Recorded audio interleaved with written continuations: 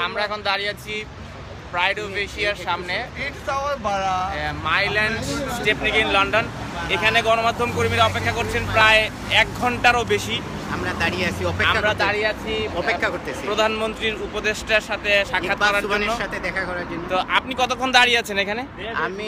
আমি বলবো, সত্যি বলবো, হাফ এন আওয়ার। আপনার ক্ষুব্ধ আমি 11:30টার দিকে আসছি। আপনি কি ক্ষুব্ধ? না, আমি একটু দেরি হচ্ছে, এটা আমার মনে হয় টাইম মেনটেন করলে ভালো হতো। এটা মনে হয়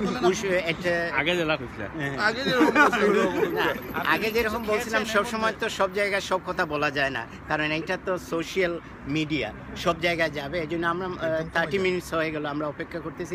আমার বন্ধু বান্ধব তারা 11টা থেকে অপেক্ষা করতেছে। 11টা থেকে কি অপেক্ষা করছেন? আমি 11:30টার দিকে হবে, প্রায় 1 ঘন্টা হয়ে যাচ্ছে। তো হাই কমিশন নিয়ে নানা অভিযোগ রয়েছে। 11টা থেকে কেউ 11:15 থেকে কেউ, এখন ঘড়ির কাঁটা প্রায় 12:15, প্রায় 1 ঘন্টারও বেশি অপেক্ষা করছেন। দেখা যাক আমাদের নাদিম কাদির ভাই প্রধানমন্ত্রীর উপদেষ্টা নিয়ে কখন প্রাইড অফ এশিয়ায় এই অবস্থা হয় তাহলে আমাদের অবস্থা কি হবে, এটা আমি ভাবতেছি।